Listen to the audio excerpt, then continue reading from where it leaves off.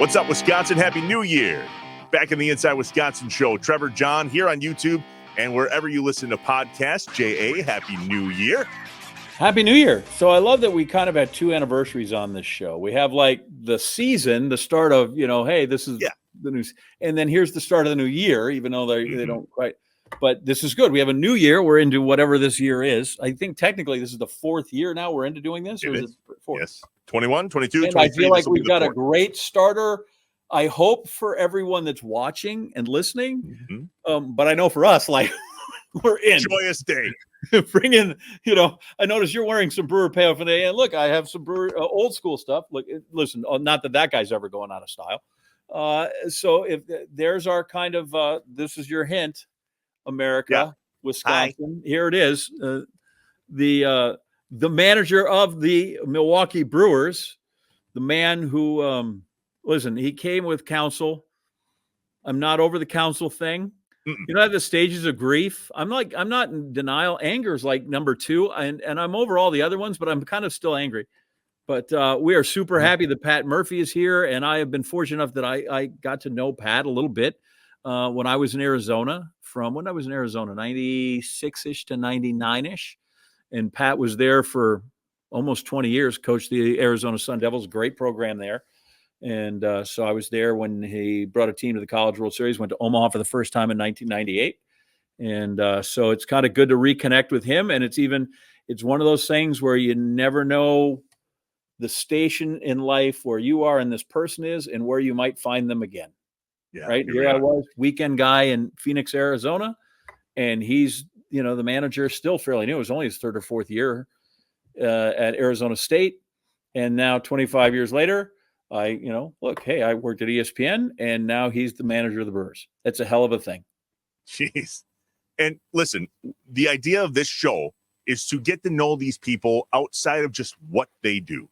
And we hope that you get to know the Pat Murphy that we got to know, because if you do, and you like him like we do, you will want to fast forward time too to this Brewers season as fast as we can get this baby going. He's part of our crew now. Yeah, yes, literally part of the crew. Our crew. All right. Away we go. The first episode of 2024, Milwaukee Brewers manager Pat Murphy on the Inside Wisconsin show.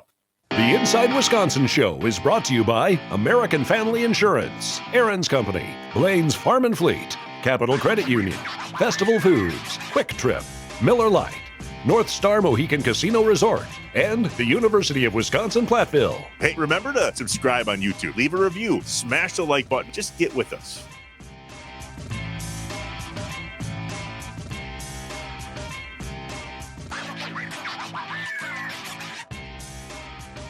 We're Brewers fans above everything else on this show. That is the new Brewers manager, Pat Murphy, on the Inside Wisconsin show. What's up, man? Thanks for being here. My pleasure, man. My pleasure. I need to know that you really have the job, because it appears to me you were offered the job by a 12-year-old. Like, is this for real? That was for real. Arnold's kid, Tyler, who you'd have to know the backstory that Tyler was in the locker room plenty towards the end of the season. And, I was the one that my charge was to teach Tyler some of the language that you can use with only your baseball glove on. And so I did. And I taught him some of those words, and his father and mother were obviously mortified. And I said, but only Tyler when your baseball glove is on. So that sparked the idea for Matt to his father to have him call me and offer the job. Okay, so it's legit, and hopefully the kid's not like wearing his glove at lunch in the schoolroom or anything like that. So there's been a couple stories. Tell the principal, look, I have immunity. I'm wearing my glove. I can do this. So you are now back and I have known you. I first met you back when I worked in Arizona. You were at Arizona State, and you were the coach, because that's what you are, right? You're a coach when you're in college at Arizona State, and then have kept track through the years.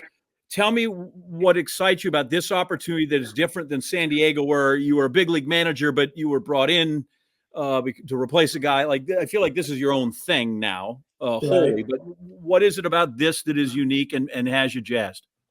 Well, no question. It's because it's the Brewers, and I've been part of it for 9 years. My eyes wide open. I was lucky enough to be standing there right behind Counts and seeing what has been arguably the greatest era in Brewer history. And yeah, when I did the San Diego thing, I was really fresh out of the minor leagues. I never spent a day in the big leagues, really. A couple call-ups, but never. And it was in the middle of the season, a team I didn't know, and I wasn't very good, and I wasn't ready. And here we are, 9 years later, after you joined the Brewers, and you're ready. At the age of 65. I better be. Yeah, you're ready. I think you are. At the age of 65, though, and that's fascinating to me, right? Because so many people outside of the sports business try to get to 65 and retire. And here you are, literally starting the best part of your career. The best is yet to come. Yeah. Thanks for bringing up the age, though. It seems like a common theme for you. Yeah, sorry. We'll get past it. So, all right, here you are. Now, finally, the gig is yours. What is it about Wisconsin, though? Before we jumped on here, you mentioned Barry Alvarez, which meant you got bit by the Wisconsin bug early, right? You guys have a great relationship. So what is it about us that you just can't get enough of? Oh, the truth is, for some reason, I said this when I first got the job, like for some reason, Rick Majerus was a great friend of mine. And Rick is Wisconsin through and through, God rest his soul. But like, we became friends, and then he brought me to the 57 Milwaukee Braves championship reunion in 2007. And that's the day I met Ricky Weeks, too, which oddly enough is now going to be an integral part of our staff. And yeah, and then Counts was here, and Counts and I kept our relationship going after he played at Notre Dame and was in the minor leagues, big leagues. We just, for some reason, stayed really close and had that conversation going, baseball conversation going for, it's been almost 40 years now. So, yeah, Wisconsin has always felt, and he's a Wisconsinner through and through, and it's just always felt like there's something about this place. What you and I agree. I adored Coach Majerus when he worked for us, and so funny. And when he dropped a Sam Gilbert line about UCLA on poor Reese Davis was fantastic when he came through. And I told Trevor one of the greatest things I've ever seen, and you can appreciate this, is we were done one time. It's like 2 a.m. Everything in Bristol closes up at 8, right? This is a nothing town. It's a bedroom community. And somehow 2 a.m, here come 2 pizzas delivered to Majerus. That you're like, how did this happen? Like, where did this come from? How did this happen? Nobody can get, you can't get through a drive-through, and somehow here are 2 pizzas that Majerus has delivered for the group. He's unbelievable. Why are you ready now this time around? Why is it different? You touched on some of that in San Diego, knowing the players, but just you in terms of knowing the game, knowing the big leagues. How are you better prepared now? Yeah, I think it's important to know the big leagues. It's a different, it's not exactly thoroughbreds versus harness, but it's different, and you have to be around it a while and kind of sense how it works from every angle and sense how the front office works. I've gotten that opportunity, and it's been wonderful that I have. And I didn't try to get the job. I wasn't pushing for the job. I didn't go into the interview with like pages and pages of notes and things like that. I just went there and gave him what I got, from the heart. It feels right. It feels authentic. And I didn't push for it. And so what changes as you move essentially like one seat over from bench coach to manager? I wouldn't say it's a seat over. I would say it's definitely a step up, and good. And then maybe a little slide. Changes. I mean, the Brewers, you're a small market team. Your roster is going to turn over every year. There's going to be tons of new players. And you could just look at what's happened over the last 8 years. I mean, it's a new roster every year. So you're going to have tons of changes, and you have to solidify what makes you authentic. Like you have to be who you are. We have less to offer financially sometimes, but we have more to offer in way other areas. That's how you sign a Wade Miley. That's how you get guys to understand how special this place is and want to play here. So you have to do it a little differently. So you always have to be ready to adjust.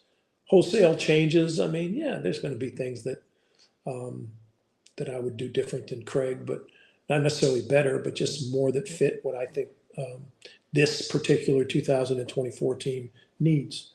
And the consistency that the Brewers have had on the field has come in all different ways. You know, one year we hit homers, next year we don't. One year we run the bases, next year we don't. One year we pitch, next year it's who's going to pitch. So you just kind of keep stirring the soup and keep adding ingredients. And some of the ingredients, you don't really know their names. They're not recognizable, but guess what?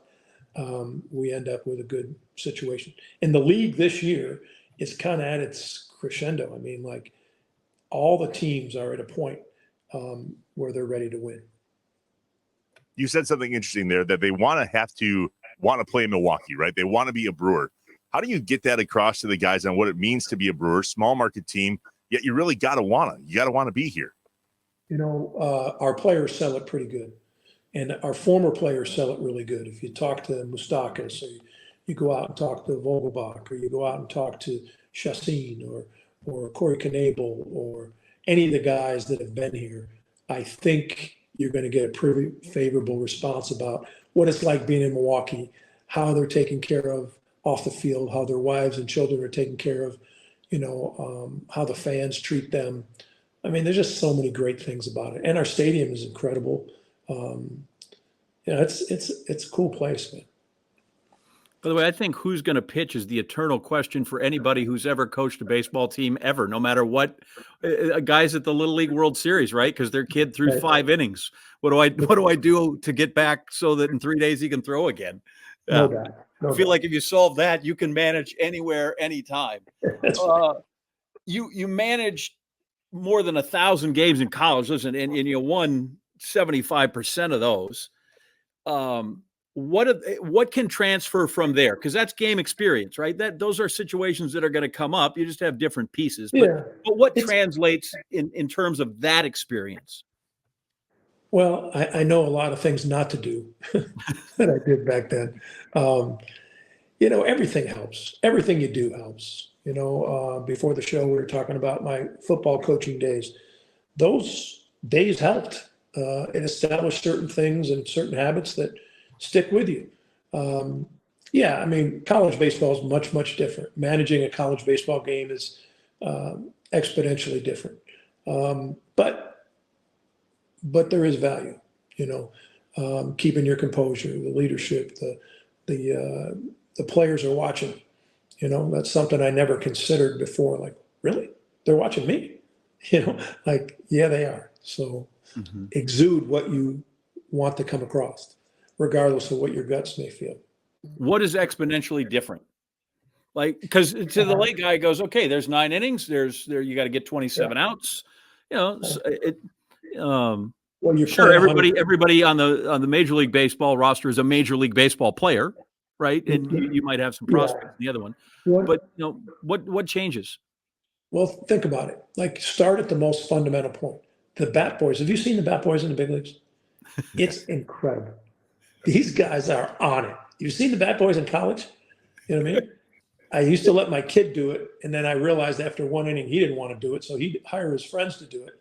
And you have to kick him to get him out there to pick up the bat and be ready for the ball exchange. Anyway, now everything in the big leagues is so much faster, and your decisions are based on a lot of things. But it's win tonight, but it's also, you know, don't expose yourself because you play 19 in a row, and you only have so many pitchers, and there's just so much that's different.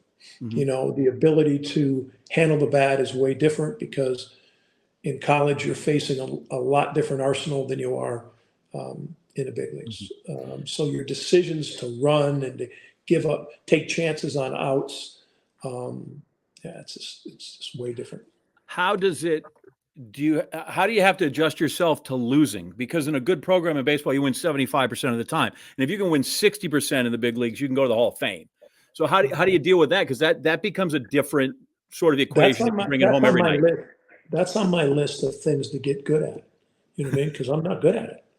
You know what I mean? Like, I don't want to be too good at it, but sure, you know, I'm good at it. You know, I'm not good at it. And that's a concern because I get emotional and I get, and that might change the way I do things.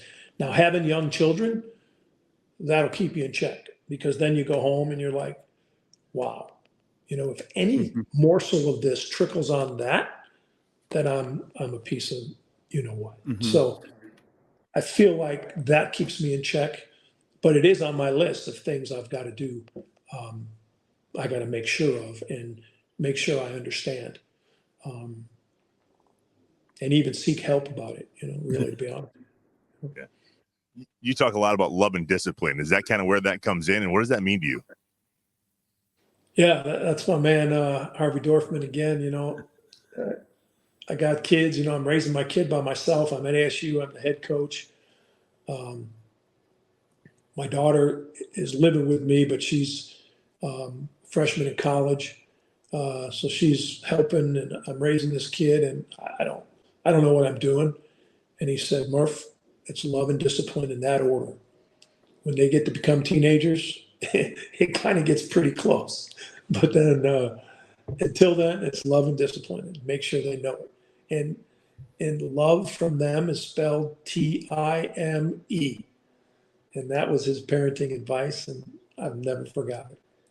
And when it comes to a ball club, they got to know you love them, and they have to understand that discipline is a responsibility. You know what I mean? It's like something that's got to become part of your life, and especially in the beginning.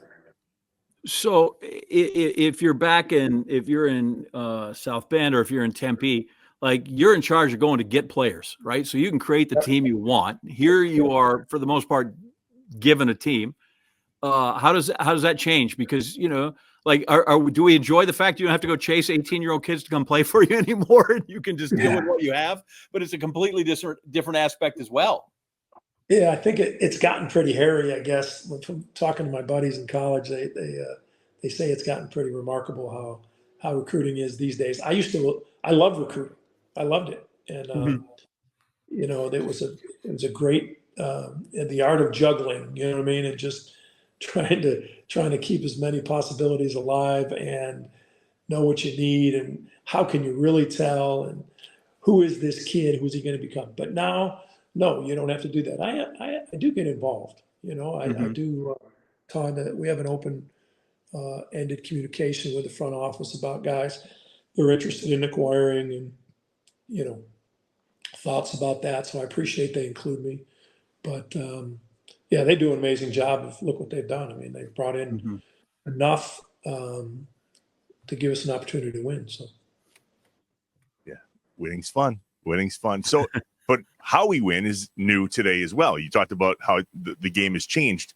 What's the difference between follow your gut old school and let's use the technology and the analytics that we have today? I know you've been asked that 1,000 times, but spare us. Yeah, the analytics is information, and it's mostly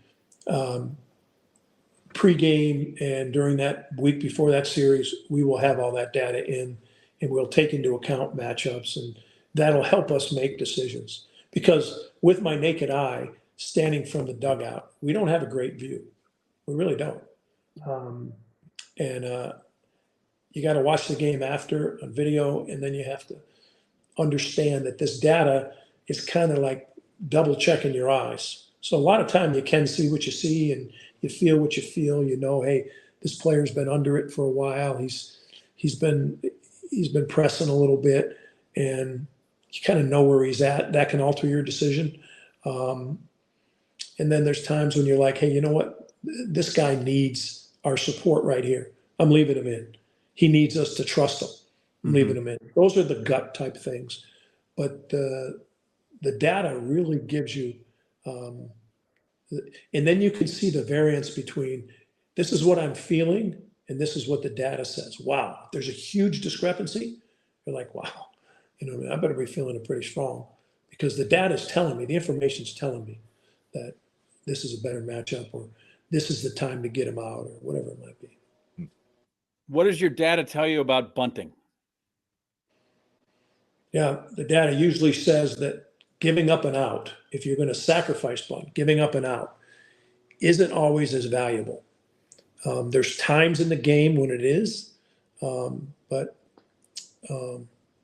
I love to have that in your bag. You know, if a player has that in his bag, it changes where people position. It can change where the third baseman can change where the second baseman can change the first baseman's position, and it can add to the trepidation of the pitcher. And if in fact I think it is a weapon, I think it's, you know, obviously it's lightly used, and I think that's appropriate. But I think when it's used, like if you know that if you're following Yelich, he's going to lay down a critical bunt every year. And if you go back the last 5 years, Yelich has laid down a critical bunt in all those 5 years that led to a win. It's amazing. No one thinks of that, but if you think of him, you go back and do the research, he's laid down a critical bunt in 5 years in a row. It's funny you say that you're willing to give up an out when you bunt. That's what I remember from when I played baseball when I was younger. If I was to bunt, I'm 6'8", by the way, 280 on a good day right now, but I wasn't then. But if I was going to bunt, they knew damn well I wasn't legging it out. So, I mean, like, there is a lot to say about giving up an out when you bunt. That I can attest to. And, all right. And yeah. Try to bunt 100. Try to bunt 100 and see how easy that is. 86, you can bunt. 100, it's a little tough to control what's coming off the bat. Yeah, I think I struggled to bunt 46. All right, let's take a break. That was Little League. Back with more from the Brewers manager, Pat Murphy, in just a bit. The Inside Wisconsin Show. The Inside Wisconsin Show is brought to you by American Family Insurance, Aaron's Company, Blaine's Farm and Fleet, Capital Credit Union, Festival Foods, Quick Trip, Miller Lite, North Star Mohican Casino Resort, and the University of Wisconsin-Platteville. Hey, remember to subscribe on YouTube. Leave a review. Smash the like button. Just get with us. J.A., when way back in season 1, we had a couple weather guys on the show. Yes. Luke Stampy, Mark Baden. I know you were quite upset. We'll redo that. That was a good episode. I want you to join. We'll pick one out of the woodwork. However, I'm going to start a fight with them, though, so maybe we don't want that. Roll up the sleeves. Well, listen, if you didn't deck Lance Leipold in the face, I think you can handle it with a weather guy. Anyway, all right, so we're on the Twitter here over the holidays, and I noticed that my guy Luke Stampy says, P.S., the outdoor fridge that we're all used to, like the sausage and the cheese, put it outside, or it didn't work here over the holidays. It was like 53 degrees for Christmas. It just, you couldn't even put the Miller Lite outside to keep it cold. There was no snow to insulate it with. I understand that we're probably in winter now, right? It's definitely colder, but I don't know what you chalk it up to, but long story short, we couldn't put Miller Lite outside, which sucked. 53-degree Miller Lite is not optimal. No. 53 degrees, really, when you think about it, nothing is good tasting at 53 degrees. Definitely not beer. Definitely not Miller Lite. I mean, I'm sure it tastes great still, but it's different. I cracked open that beer that, by the way, empty. I need to replenish that. Yeah, you got to go ahead. I have a spare. And you should, by the way, you can get it delivered. Okay, you can find it anywhere you find alcohol, or you can get it delivered. So there's no excuse for that empty space. I have to replace it with a 24-ouncer. Unless I can find a 40 of Miller Lite someplace, I would love to do that. But anyway, just be careful. It's winter. Like, there's this weird time where it's obviously not cold enough like it was over our holidays here in Wisconsin, but then there's too cold too. Like, and if you don't got the snow, things go like the trunk of your car when you were a bit younger. Things get weird. My point is, it's winter. Snuggle up with your friends. Grab some Miller Lite. Things just get better, whether you have it in the snowbank or almost freezing. It turns into slush, whatever it is. Miller Lite tastes great. 96 calories. Go to MillerLite.com/Inside Wisconsin to find delivery options near you, or you can pick up some Miller Lite pretty much anywhere they sell beer. Tastes like Miller time. Celebrate responsibly. Yeah, always. I love that. Homer. Celebrate responsibly. Miller Brewing Company, Milwaukee, Wisconsin. 96 calories and 3.2 carbs per 12 ounces. Miller Lite, great taste, 96 calories. That's 12 ounces. Homer. Listen, around the holidays, a few less calories is never going to shave where you can. I'm going to eat this extra piece of pie because look at all the calories I'm saving. So, like, it's perfect. It's awesome. It's not only does it taste great, it's an awesome excuse to eat other stuff. Yeah. Problem solved. Fewer calories in the beer with Miller Lite, more calories for the chocolate dipped Ritz crackers with peanut butter in between them. Big fan. Big fan. Time for the first top 5 list of the new year, as always, presented by our friends at UW-Platteville. The University of Wisconsin-Platteville's exciting STEM programs make it a top university in Wisconsin and the Midwest region. In fact, UW-Platteville is ranked in the top 20 for regional universities in the Midwest. Find out more at uwplatt.edu. Not /engineering, just go there and learn more about UW-Platteville. Top 20. That's impressive stuff, man. I'm telling you, UW. Mm-hmm. All right, J.A., in honor of our guest today, you have put together a top 5 list that I'm going to do my best to limp along with. The floor is yours. So we'll get into this more with Pat eventually at some point, but he's a killer Springsteen fan.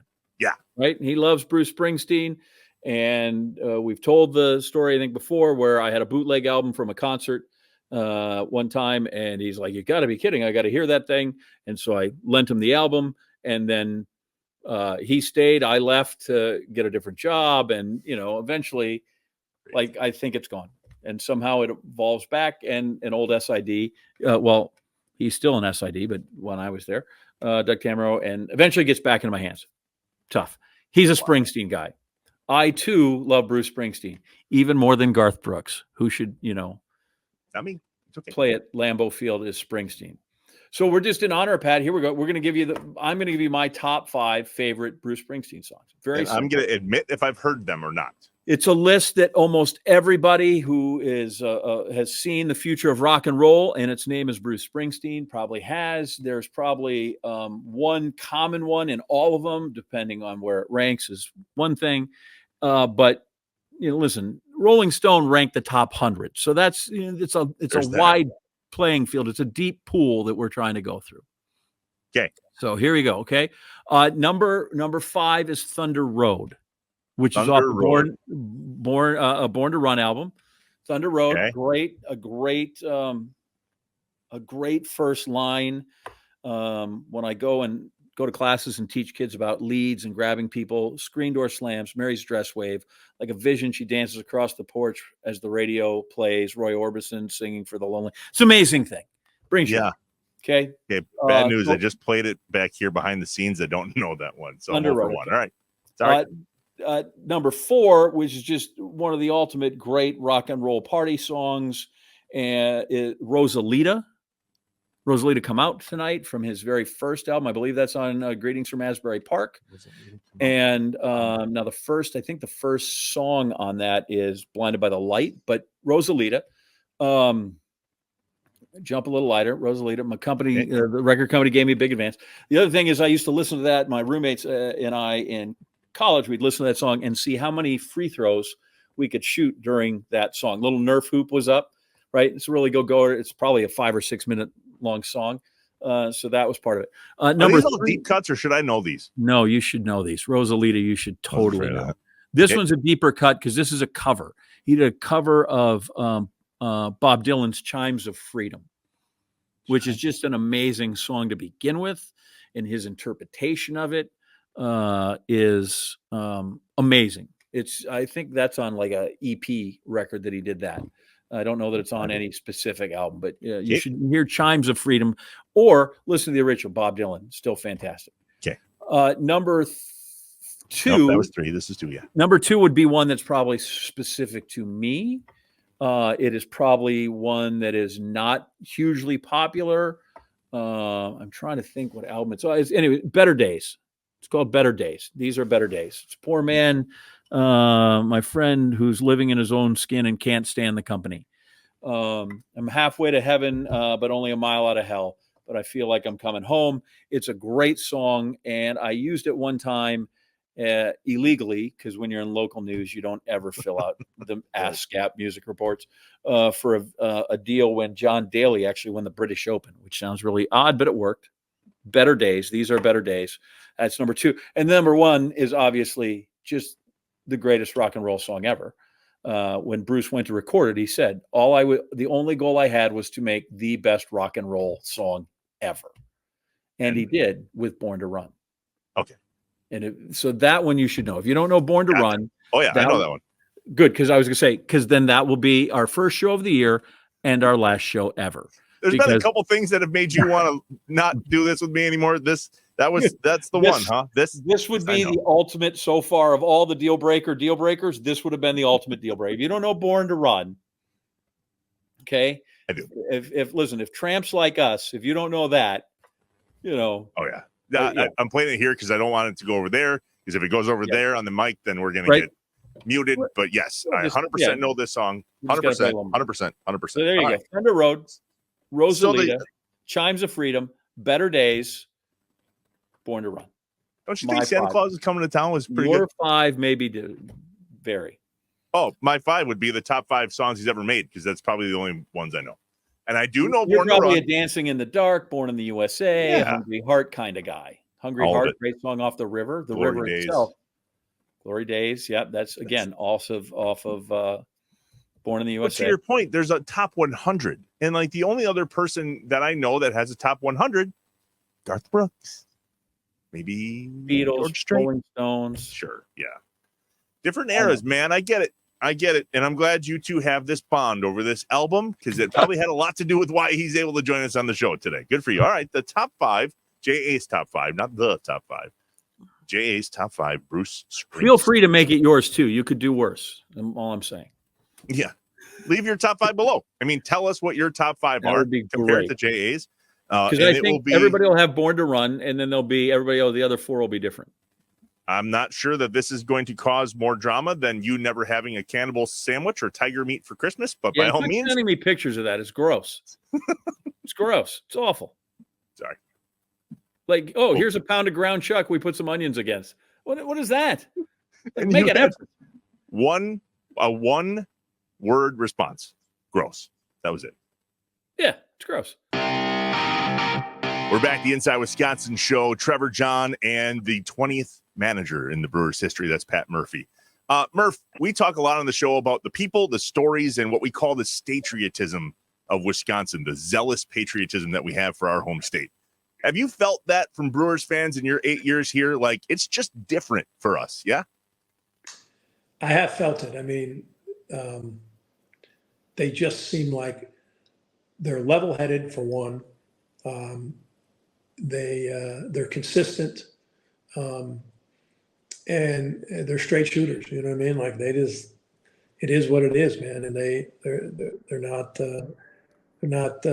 running off at the mouth. They're just being who they are. Very authentic people. It seems like in general. I know I'm generalizing, but it's become a great place for me. I just love it. So I got this news on an alert from my phone.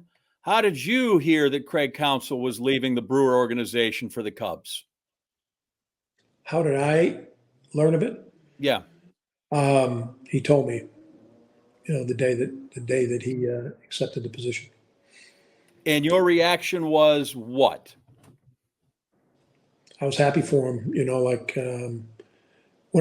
I knew about it. Obviously, I knew the day. I think it was the 31st of September or whatever, October 1st, whatever. We had been talking pretty much every day, and he told me that day they contacted him, and I smiled and just said that, hey man, this is it, man. You're a first-round pick. A lot of people are interested. It wasn't the only team that was very, very interested. Obviously, all the openings were interested, and even some that weren't open. And I started thinking like, oh boy, David Ross is a great guy and done great things. And I'm like, wow, that's going to be hairy, so I was happy for him though. Really was. He wanted those opportunities. I believed he was going to come back to the Brewers. I really did. So, I think people knew there were opportunities and that maybe even his time was up here after that shelf like there. But did you say to him, dude, this is the Cubs? Did you say it somewhere like somebody's going to be pissed, even if they're in Connecticut? And I know you got to do what you do, but there's going to be pushback. Like you're going to hear about this. There's no doubt. And he understood what he was doing. He understood the consequences, and he understood that. This was a decision he was going to make that he had to be able to say. Like I said to him, I said, when I left Notre Dame, Counsell, a microcosm how big this is compared to that. Mm-hmm. And when I left Notre Dame, I said, I had a lot of days driving down the road in Phoenix saying, what did I do? You know what I mean? Please, I went from somebody who people respected and thought I was decent. Believe me, now that I look back, I wasn't, but they thought I was a good coach. And like all of a sudden, I come to a place and these guys are like, who's this guy? We don't care. It doesn't seem great to me. Like it was difficult. And the reception was difficult. And I went through a period of not understanding, like, what did I just do? But Craig's really, really sharp, and he understood what he was getting into. It's still tough, Mm-hmm. It's still tough. And I'm sure this hasn't been an easy transition for him because he loves Wisconsin. He loves it. Loves the kids from there, knows everything about all high school sports, follows everything. He's as true blue as there is. And so it did shock me in the end that he did leave. But it got to a point where, he had a lot of things that he felt like he needed to do. And, he saw this as a great opportunity, and, that's what he did. Yeah, you said that perfectly. And you talked a little bit earlier about the level-headedness of Wisconsin and their fans. You probably saw the opposite of that when that went down. Not so level-headed. Yeah. Believe me, I was in the middle of it because, obviously I was not under contract with anyone, and that was, a possibility for me. And that's something that you had to sit with. And I was in Phoenix, Arizona at the time, so you didn't feel it as much. So I was feeling for him right now. I wasn't worried about myself. I was just feeling for him because I knew that first day shock and all that stuff, and thinking about his family. I mean, he's got a beautiful family. I've known Michelle since she was 18, and known Brady since he was born, and Jack since he was born. And it's been, the two girls are, they're as special as you can have, man. He's got a great family. But it's the Cubs. Yeah. You knew that, right? It's the Cubs. Like you can't go to the Cubs. like the Cubs are awful. And you have to adopt that now. Like, I don't know what you think about him, but I'm going to need you 19 times or whatever it is on the schedule to go. I'm going to have to bury that guy. You don't have to worry about that. I promise. You don't have to worry about that. I think that was my favorite part of. I saw in an interview someday that you were talking about your relationship with Craig and how that's not going to change. But when it comes to when you meet them this season, quote, I'm going to try to beat their ass. We really appreciate that. Thank you. I'm not going to be the one doing it, but I'm going to be standing there watching it. I like it. To go on that now, and we talk about the level-headedness of Wisconsin, and we love that Craig loves Wisconsin. We all know that. It just stung. But now you go to players that are on the Brewers that are from Wisconsin, both in the past and today. I would imagine that you feel that too. We talked to Owen Miller, who said out loud on the show, he looked down the dugout when y'all were playing the Cardinals, and he's like, do you guys not hate these guys as much as I do? I hate these guys. And there's just something about that when you grow up here, like Cardinals, Bears, Cubs, Vikings, right. It just comes along with a little hate. No doubt. My kids are, my son Austin is 9, and my son Jackson is 4. And I would say to them in the car during that time, do you want daddy to stay with the Brewers or go to the Cubs? And they'd shout out, Brewers! Dad, you would never go to the Cubs. We hate the Cubs, So, yeah, I get it. But Owen is a great example of a person that just he loves Wisconsin. You know what I mean? It's his home, and he takes so much pride. And I used to give him a hard time whenever one of the other Wisconsinites in the big leagues were in town. You could see a home plate meeting, Owen and Gavin Lux or whoever it was. We're like, okay, here we go, telling stories. And then Counts would join them, and I'd be like, oh God, here we go. Mm-hmm. Awesome. You keep saying, Pat, like when you left Notre Dame and I was respected, but they didn't know, and I wasn't any good. And ASU, you kind of downplay all the success, and obviously you don't win that many games.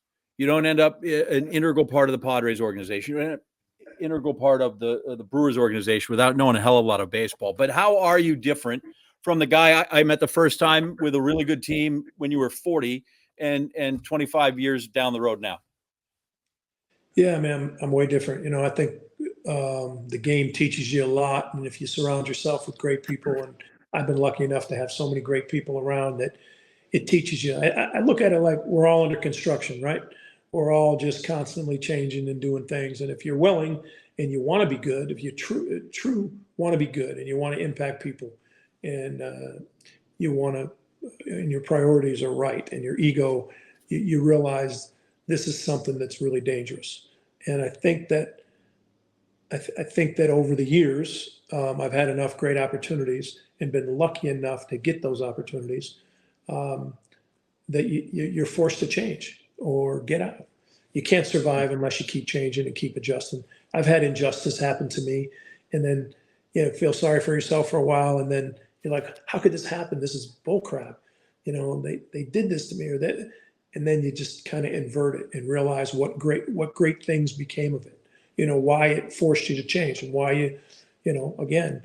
But the construction team is on site. It's constant. Mm-hmm. I heard you mention as you were being onboarded as the new manager that getting to know Bob Uecker changed your life. And literally everybody from the Brewers organization has said that. Brian Anderson, Sophia Minard, literally everybody would talk to, even Owen Miller. What is it about Ueck 8 years ago when you first got, well, I guess you met him a while ago before that, but tell us about your relationship with Bob.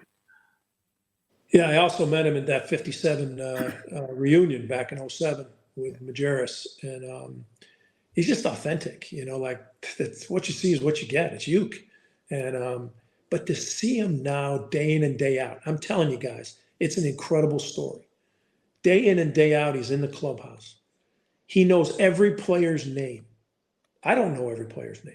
He knows every player's first and last name, and he knows something about him. He knows, it's just amazing, his recall. It's amazing how interested he is. And I have to remind the guys, I'm like, do you know what this dude's been through? You know what he's done? When you think of the challenges he's had in life, and then you think about what he accomplished and how he remains humble and just himself and willing to help somebody else on a daily, it's incredible. The man, he's truly an icon. Do you go, guys? If you can just manage to hit 200 on the nose in the big leagues, this is what can happen to you. This is what you need. If you can just hit that yet. I haven't. You can just hit 200 on the nose, right here. Not 199, not 201. You get 200, you're on your way. As players go, unless you live in Biloxi a lot, you probably haven't seen Jackson Chourio. But I'm excited that you're the manager, but I'm more excited that he might be in your outfield. What do I need to know about this cat? Well, he's special, obviously. John, when the old time scouts say he's real, and then the data and the younger scouts say he's real, that's a pretty good mix. So, but he's 19, and who we kidding? He's under construction too, right? So there'll be some growing pains. Mm-hmm. His bank account isn't under construction. How do you go at the care of feeding of that? Because he is 19 and he's his talent. So, we've seen guys like that and old and new scouts, and you've seen them get eaten up. How do you make sure, whether it's you, whether it's the surrounding guys like a Yelich or people, how do we make sure that this guy is nurtured and not swallowed? Yeah, it's all that. It's being aware and understanding the responsibility of a 19-year-old with those expectations. Be aware of that, understand it, use your experience of knowing how tough that transition is, even if it seemingly looks easy, because some guys start fast. Then, be aware, because it isn't easy. And year 19 will be difficult, year 20 will be difficult, 21, and there's going to be a maturation process. And you have to have things in place to be ready for that. At any point you feel like, oh, but this kid's my wheelhouse, because I spent a lot of years around 18, 19, and 20-year-old kids. Yeah, competition is going to be a little stiffer than what those kids face. Yeah. Yeah. But you've been through the distractions of what. Right. what alarms a 19-year-old kid as opposed to a 29-year-old kid or somebody who's 27 and comes up? Yeah, a 19-year-old kid with a pocket full of money, not from this country. And you want to talk about, potholes to avoid. There's plenty. Mm-hmm. But he's from a really good family. You listening to his mom speak, listening to his dad, and knowing that there's some real awareness there. I think they've done a really good job. I think he's a really good kid. Murph, where's home? Where do you call home when you're in Phoenix right now, right? But where do you call home when you're here in Wisconsin? This year, I'm moving way south, 22 miles south, down to 94. Not Racine, but pretty close. Stop. Why can't we get Brewers managers not to go south, John? What the hell's going on? No more south. Like he's stopping short of Great America and Okay, Gurney, so it's okay when it comes through that. You touched on him. What does Ricky Weeks add to the staff, bringing him back and his experiences? Like that's a Brewers brewer right there. That cat. Yeah. Besides that, he's a Brewers brewer. Whenever any of you been around Ricky, if you walk in the room and then you just watch him a little bit, you'll see the impact. You'll see the presence. You'll see it and feel that energy off of him. Again, authentic as hell, and just what you see is what you get, and cares a great deal about baseball, cares a great deal about baseball players. He's going to be a huge impact. And he's worried he has no experience and doesn't know how it all works. Trust me, he's going to be a huge impact. Huge. You thank the Antanasio family in your presser that you were welcomed in on. Have you had the chance to sit down at all with Bud Selig and learn about what the Brewers are all about before the Antanasio family? I've been lucky. I've been lucky to be around Bud. As a matter of fact, we've traded phone calls recently, and he's in Phoenix now, so we're gonna sit down before the winter warm up or whatever it's called, and get to know each other even better. But I've been lucky. I've been here 8 years, so I've seen Bud every year, and talked to him and got to know him and know the history and just love it, And again, it was Majerus got me started, and Alvarez tries to get me to come to Badger games and tells me how great it is. And it's Bud Selig's, he is the Milwaukee Brewers, so it's essential that we get to know each other better. And Mark and his family they've been great to me, and in this whole process, it's been like, hey, Mark, look, I don't have to do this. I want to do it. And here's what I got to tell you about that. We got something special. So I think they understood where I was coming from. And again, it starts with Bud, and Bud understands, what the Milwaukee Brewers are all about. And he understands Mark, and it'll be good to get to know him. Bud changed the game.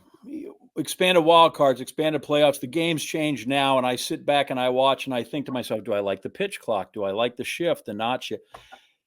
Do you have time for that? Because those are the rules. So I guess you can have an opinion on them, but you have to play with them. So, right? Like I guess I feel like I can get fed up with them or hate them or love them, and you don't really have a choice one way or another because you just have to abide by them. Check this out. So every year, come spring, like right as we get to spring training, we get this freaking memo from MLB saying, here are the rule changes.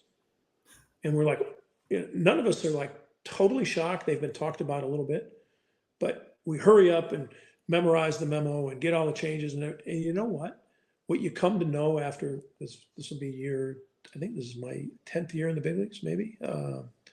This will be my 10th season or parts of 10 seasons. And then you realize that they know what they're doing. Like they don't just make changes that are not thought out. I mean, this is well thought out. And if you looked at anybody, you can't find anybody that didn't like the pitch clock. You know what I mean? Mm-hmm. It forced people to adjust. What's wrong with that? The outcome was, 2 hour and 45-minute games. And that was better than where we were trending. And you just think of all the changes they've made and you're like, now I miss the pitcher hitting. I miss the strategy of the games with the double switch and using the bench, the National League game. I miss it. But is this better? It's better for the game, yeah. John and I talk about our favorite Brewer moments, Murph. You were there. 2018, Brandon Woodruff, game 1, NLCS, hit a dinger off of Kershaw. By far my favorite sports moment ever. Well, I just talked about it yesterday because I talked to Woody, and I was telling him, I'm like, Woody, do you know what you've done for this organization? Like, yeah, we haven't been to the World Series. Yeah, we haven't won at that level, but it's the greatest era in Brewer history. And Woody, you're a huge part of it. Since 18, every single year. Even last year, he didn't get a lot of innings in. He impacted our team greatly. All you got to do is ask anyone in that clubhouse. Huge impact on that team. And he's a special guy. I called him the Clayton Kershaw of the Milwaukee Brewers. And he laughed and he said, and I said, but he hadn't hit a dinger off of you. That was amazing. Never forget it. Sure. All right, we're back to wrap it up in just a minute. Pat Murphy, Milwaukee Brewers, the Inside Wisconsin Show. The Inside Wisconsin Show is brought to you by American Family Insurance, Aaron's Company, Blaine's Farm and Fleet, Capital Credit Union, Festival Foods, Quick Trip, Miller Lite, North Star Mohican Casino Resort, and the University of Wisconsin-Platteville. Hey, remember to subscribe on YouTube. Leave a review. Smash the like button. Just get with us. So I can't speak for the East Coast, but I can speak for Wisconsin. Yeah. Gas prices have dipped a little. It was like $2.46 at the pump the other day, but we save with Festival Foods gas rewards, and they team up with our friends at Quick Trip. And for every dollar you spend, I think it's every $100, you get 10 cents off a gallon at Festival Foods. So, all right. We were at Festival. We were buying some spirits for the holiday season. Okay, a little bit of Miller Lite, a little bit of bourbon. Holiday spirit. Okay, perfect. Yeah, holiday spirits. Can you not say liquor, or we're just going with spirits because it sounds better, or what? We're just flexing our thesaurus of words that we can use to describe. Okay, libation. You know me. You know me in the words. Flexing my thesaurus way up there on my list. Yep. You rapscallion. The guy in front of us at line at the Deep Pier Festival Foods, yes, had a bill of like $300 some bucks, and the fellow behind the counter, the cashier they're called, goes, "Hey man, you could be saving like 30 cents a gallon if you sign up for this gas rewards." And he's like, "Nah, I'm good."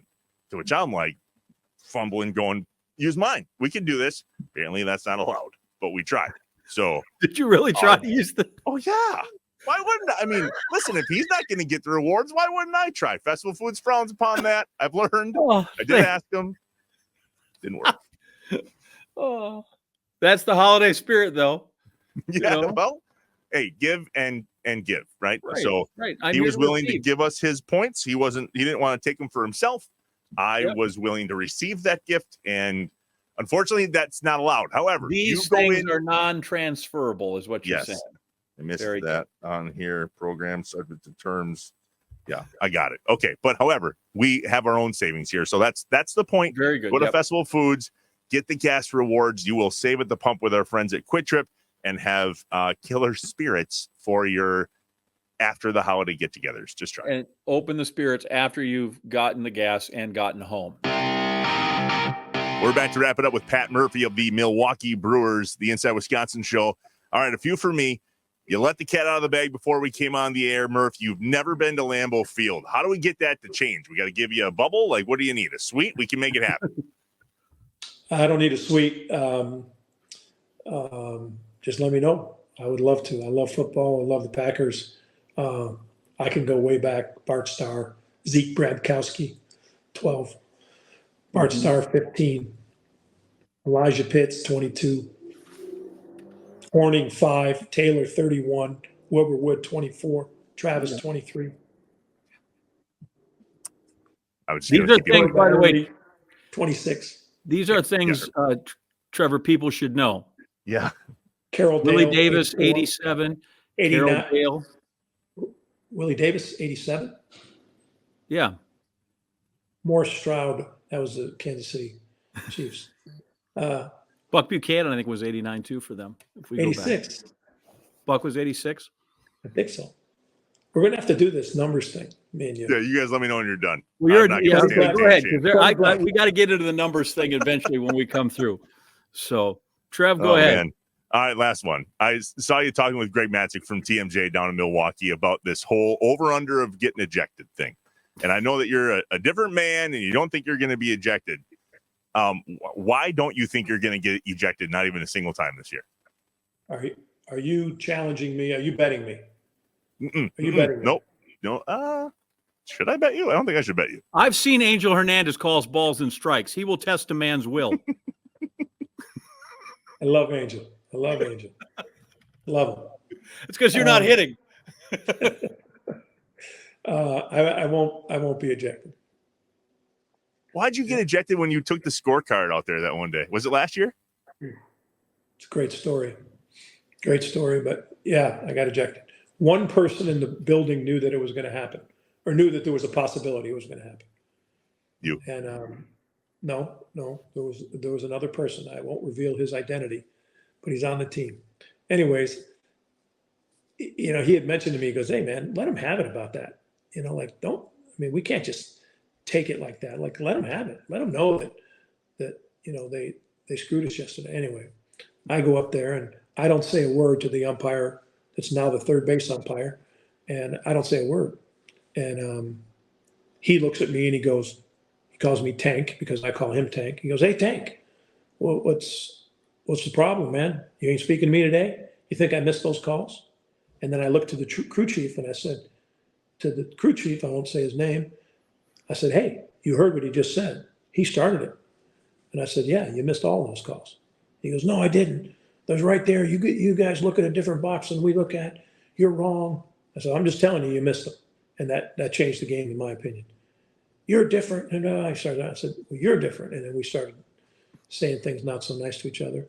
And then the crew chief threw me out. And then the crew chief wrote a report that said that I brought it up. Oh. And yeah. So that hurts. But we're all friends now, I guess. I'm glad I brought it up. All right, we'll be watching closely. Jay, you're up. Wait, so now is it Ricky's job to go get thrown out in this situation if that happens? No. I did a lot of my ejections as a bench coach. I don't know how many there were, but a lot of them were, I would say to Counts, I'd be so furious, and then I would hear Counts' voice, and then I knew how he chirped from the dugout when it was getting to the point where he didn't care anymore in terms of getting thrown out. I knew when he'd get there, and I didn't want him to get thrown out because he was so valuable with all the information he had. And I would say, "Hey, Counts, let me do it, man. Let me do it." And he'd say, and he'd keep chirping. I'd say, "Counts, I'll put Hader in the fourth inning. I promise you." He knew I was serious. I'm like, "Hey, man, you get thrown out, I'll put Hader in the fourth inning. I promise."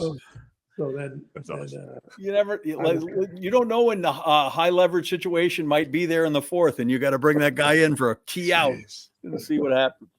So, all right, I'm going to run through these. We'll go quick, okay? We just need it off the cuff. First off, did you have Florida Atlantic in your Final Four bracket last spring? No. How did you feel about them beating U of A? That had to be just the best. That was a great feeling. There's a text string that comes through my phone that I can't engage with because it's all day long, every game. They're close in any sport. It's nauseating sometimes, but it's a bunch of guys I played with back then. And it's been fun seeing that university get on the map. You think what of the Pac-12 breakup, since that's been such a baseball conference for so long? Yeah, that hurts, man. You think back of the six-pack and you think back of the great champions from the Pac-12 and all the sports. And it's just, I guess something good will come of it. ASU going to the Big 12 seems exciting. But college sports seems like, this transition, there's going to be, some wounded, and the Pac-12 is, the recipient, I think. I just think of I think ACC and I think basketball and I think Big 12 and I think football and I think Pac-12, right? And I just think that's baseball's that conference. I think it's unbelievable. Where did the Springsteen thing come from? You're crazy for this dude. Yeah, I am. I got drugged to a concert in 1980 in Hollywood, Florida, and saw the river. I went there because of a female, and then stayed. We were in the mud. It was raining, and This guy played for like 5.5 hours. I couldn't believe it. And I didn't want to go to the thing. I never really listened to the guy. And then it kind of stuck with me, but I didn't really know. Then when I got to Notre Dame in 88, fall of 87, one of my players, John Flanagan, he had heard that I liked Bruce or something. I didn't even like him that much, but all of a sudden he starts educating me on what this guy's about.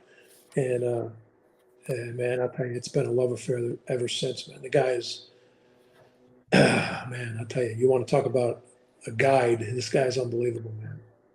Wait, so you had a Notre Dame player named Flanagan. What are the chances? What are the chances? What are the odds? Chris Flynn and O'Brien. Yeah.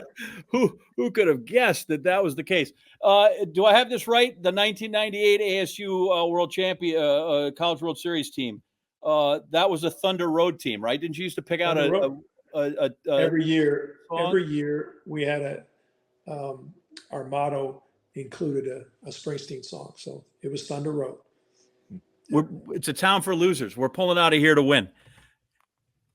No doubt. Name me one of the two Northwoods leagues your son played for. Teams.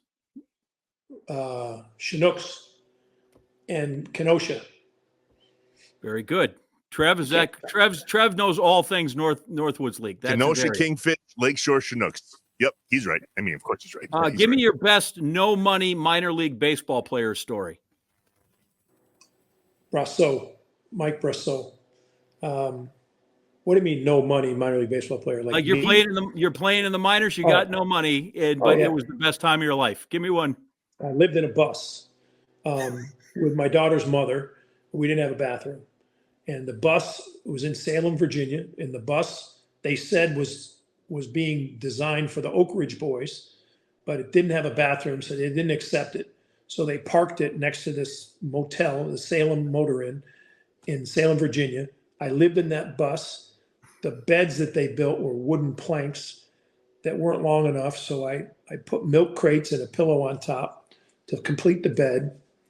We lived in there together. If you had to go number one, you just went out the side of the bus towards a little creek behind. If you had to go two, you had to go into the Salem Motor Inn and ask for permission to use the public toilet. And we had cable TV. No air conditioning, no heat, but we had cable TV because there was a wire hooked up to the Salem Motor Inn that gave us cable TV. But, that's what I'm talking about right there.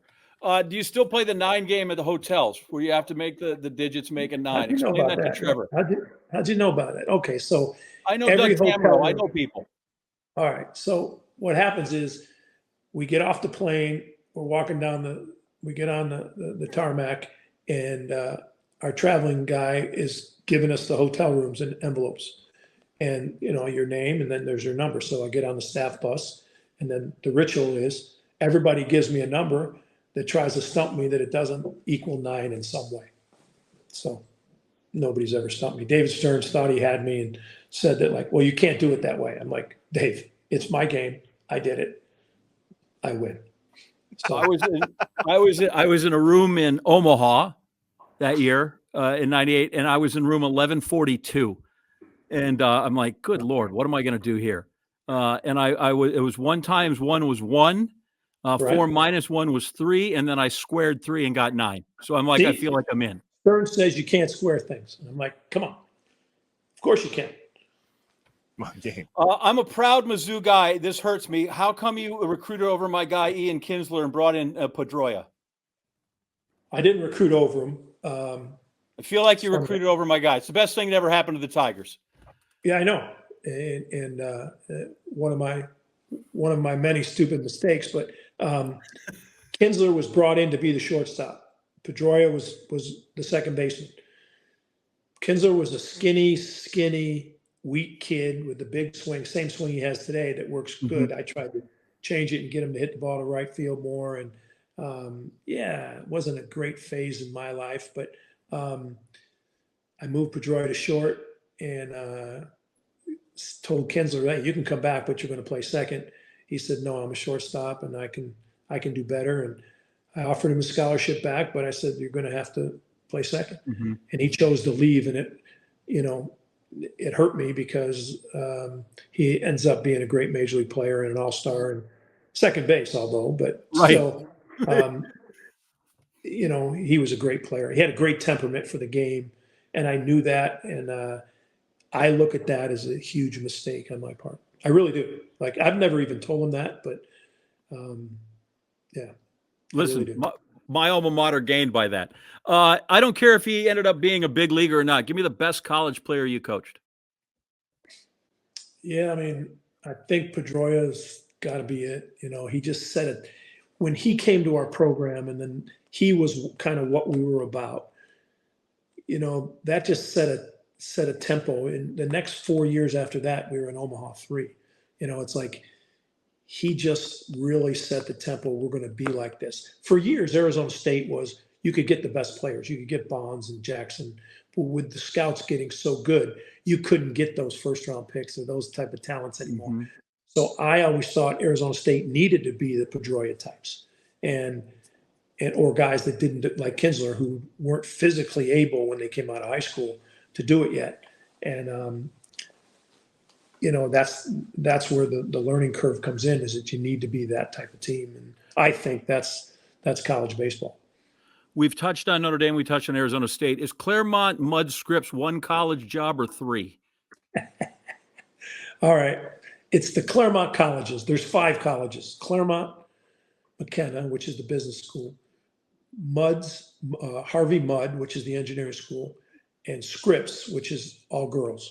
Then there's Pomona College and Pitzer College. All 5 are on the same campus. They run 2 athletic departments. Claremont Mudd Scripps is one. Pomona Pitzer is another. Now, hold on. Famous basketball coach when I was there at Claremont Mudd Scripps. I'm the assistant football, head baseball. The basketball coach at Pomona at that time, Pomona Pitzer, Greg Popovich. Point guard, Butenhauser. Wow. That's fact. Look it up. Popovich. There's a lot going on. He mentioned that when he was in his Hall of Fame speech. He was very much like, I'm still just the guy that, got the job at Pitzer and liked to, do X's and O's. And then I drafted David Robertson. My life changed, all those other things. Okay. So you talk ASU, if you got to send one guy to the plate, because I love both of them, would you send Bonds or would you send Reggie? I'd say Bonds. Yeah. Okay. And the last one, this is always where we test people Trevor does not know. Here we go. What are the chances Trevor knows who Wes Rachels is? He doesn't know. No, of course he I doesn't. know. Unfortunately, he did. That was a game. How does that game get 21-14, by the way? Like, what? I realized that, was it, who was the starter? Mills, Ryan? What was Ryan? He pitched out here in Double-A. Just his arm was signed his agreement. He signed his agreement 2 days before. They had a party for him, and now he's a pro. He signs for $2 million. He was a great pitcher for us. He punched out 15 versus SC the last time he faced him, and he went out there and he pitched great against Miami, the earlier game in the College World Series to bring us to the finals. SC had already lost a game, but the format back then was, it didn't matter if you lost a game. It wasn't double elimination. We were undefeated.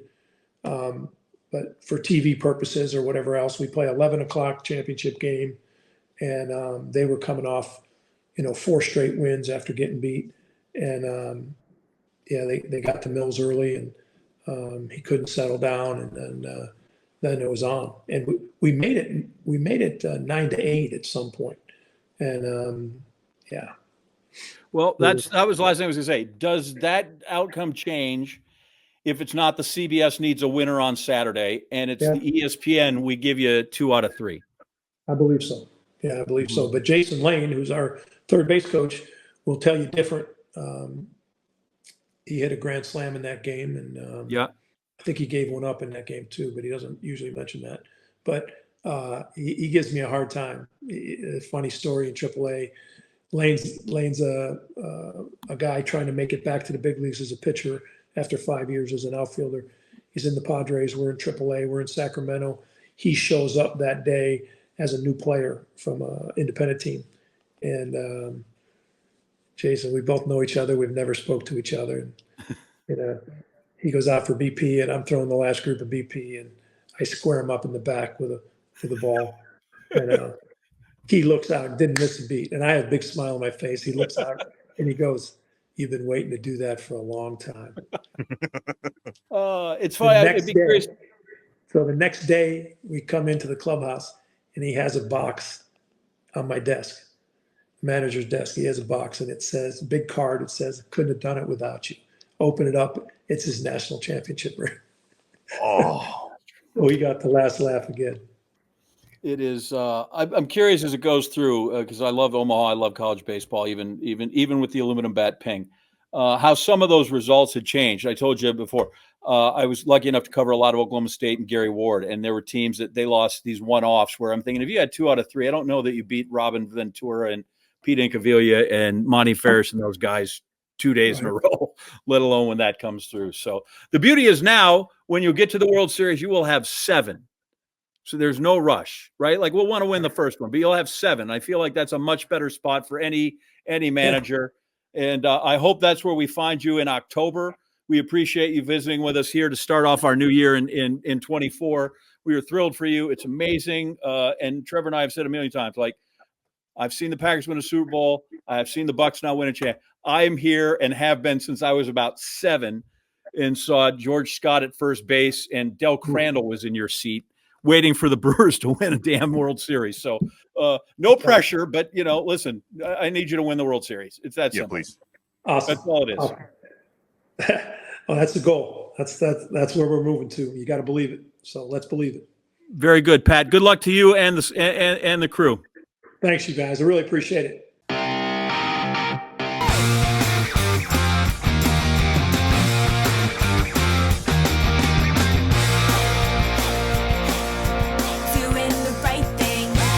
So it's fresh blood with like a tenure. Either way, I'm jacked. Let's go. Brewer season. I know it's January. Screw it. It's 2024 now. Let's just get there, shall we? Oh, I feel bad that some of this will just have to end up on the cutting room floor, because he's just he is a baseball guy through and through, and now after 8 years, he's a Brewer guy through and through. But I always enjoy baseball people, whether it's talking to Tim Kirkshin, Bobby Valentine, different, just from all over, like those people just are, I love talking that game.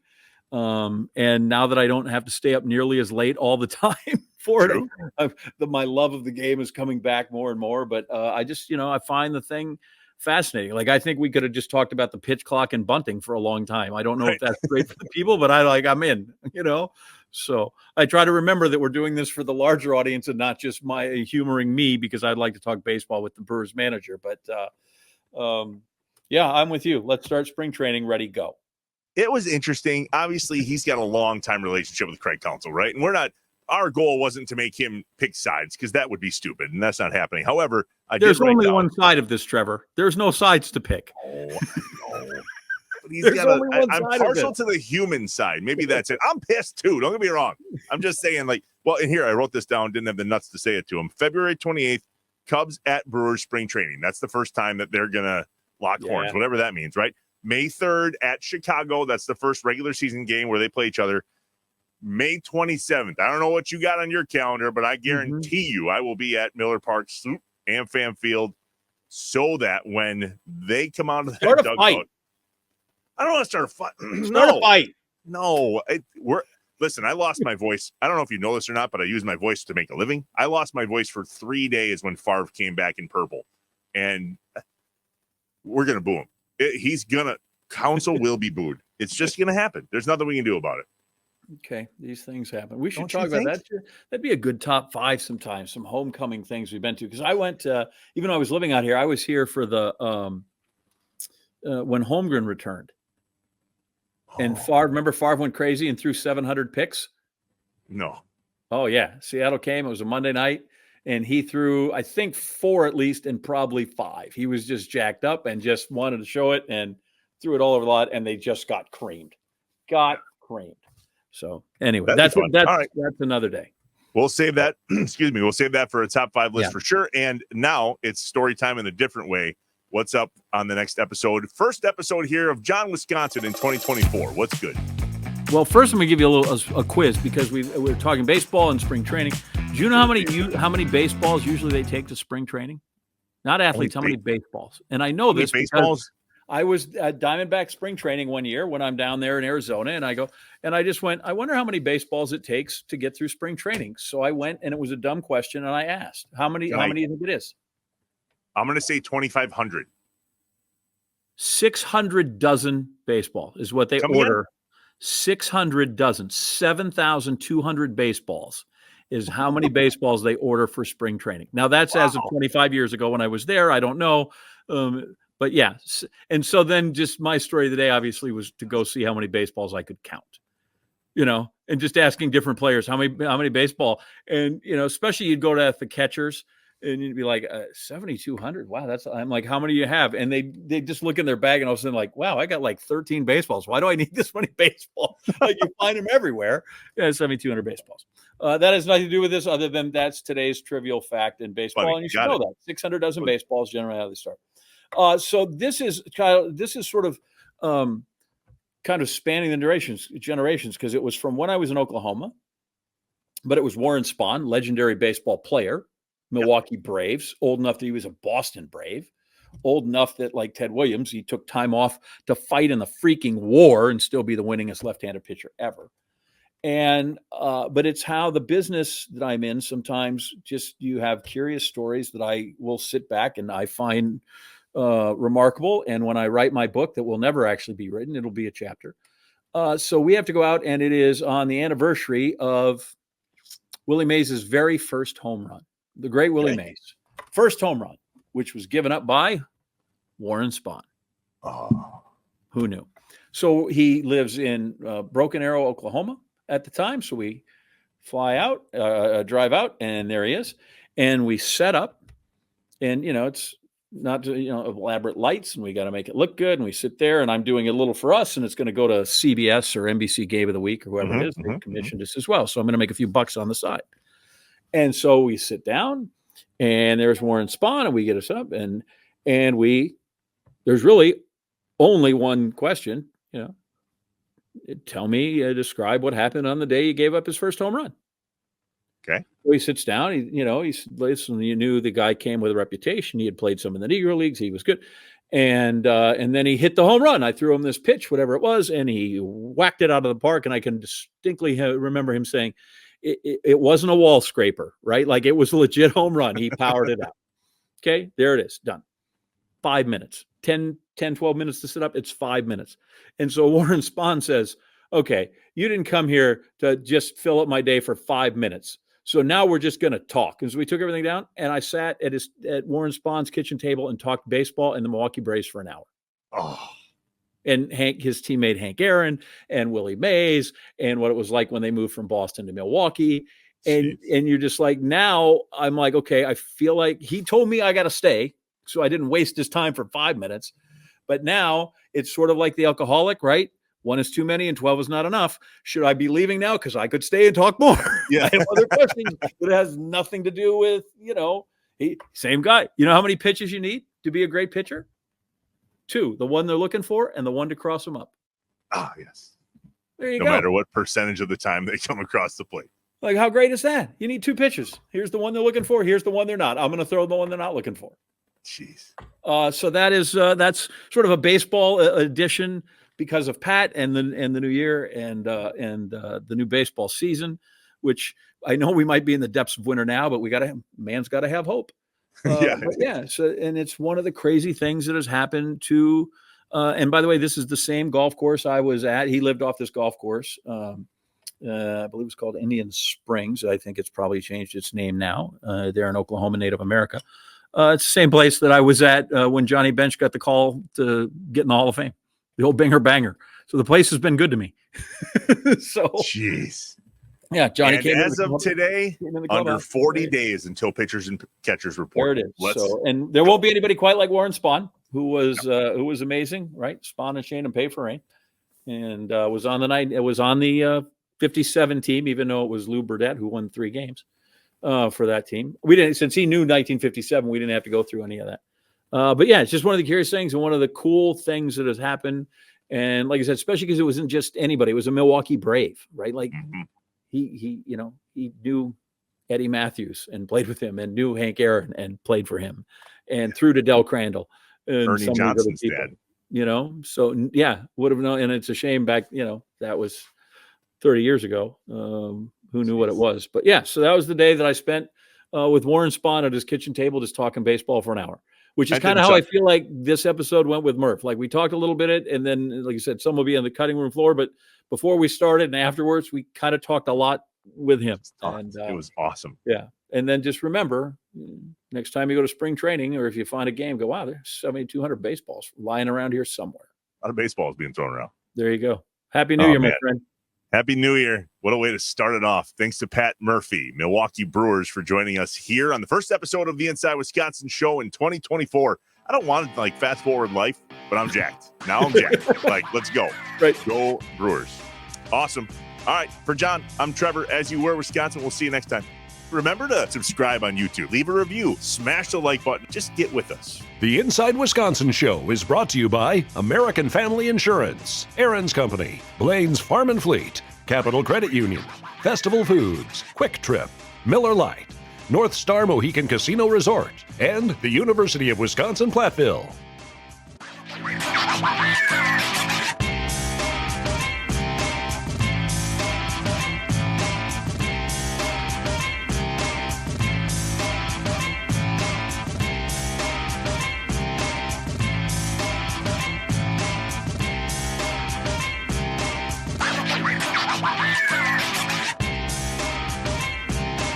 Shut up and sit down.